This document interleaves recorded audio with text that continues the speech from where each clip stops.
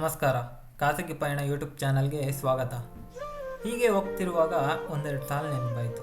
ಏನಪ್ಪ ಆ ಸಾಲುಗಳೆಂದರೆ, ನಾ ಕಂಡಂತೆ ಎಲ್ಲರೂ ಮನಸ್ಸಿನ ಮಾತನ್ನು ಹೇಳುತ್ತಾರೆ. ಹೀಗೆ ಅವರು ಒಳ್ಳೆಯವರು, ಅಯ್ಯೋ ಅಲ್ಲ ಕಣ್ರಿ ಇವರು ಒಳ್ಳೆಯವರಂತೆ, ಅದನ್ನು ಕೂಡ ಒತ್ತಿ ಹೇಳ್ತಾರೆ. ಆದರೆ ಅವರು ಗಮನಿಸುವುದೇ ಇಲ್ಲ, ತಾವು ಅಂತೆ ಕಂತೆಗಳ ಭಾವದಲ್ಲಿ ಮುಳುಗಿದ್ದೇವೆ ಅಂತ. ಆದರೂ ಮನದ ಮೂಲೆಯಲ್ಲಿ ಸಂಭವಿಸಿದ ಪ್ರಶ್ನೆ, ಹಾಗಾದರೆ ಇಲ್ಲಿ ಯಾರು ಒಳ್ಳೆಯವರು? ನಮಗೆ ನಾವೇ ಒಳ್ಳೆಯವರಾಗಲಿಲ್ಲ. Just ask yourself, am I right in my way?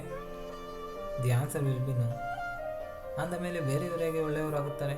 ಸಂದರ್ಭಗಳಲ್ಲಿ ನಾವು ಅವರನ್ನು ಒಳ್ಳೆಯವರು ಅಂತ ಪರಿಗಣನೆ ಮಾಡ್ತೀವಿ ವಿನಃ ಶಾಶ್ವತವಾಗಿ ಇವರು ಒಳ್ಳೆಯವರೇ ಅಂತ ನಿರ್ಧಾರ ತೆಗೆದುಕೊಳ್ಳುವುದಿಲ್ಲ. ಕಾರಣ ಕೂಡ ಇದೆ. ಸಮಯ ಮತ್ತು ಸಂದರ್ಭಗಳು, ಕಾಲದ ಚಕ್ರ ತಿರುಗಿದಾಗ ಭಾವನೆಗಳು ತಿರುಗುತ್ತವೆ. ಹಾಗಾದರೆ ನಂಬಿಕೆ, ನಿಮ್ಮ ಮೇಲೆ ನಂಬಿಕೆ ಎಷ್ಟು ಇದೆ ಅಂತ ಗೊತ್ತಿಲ್ಲ.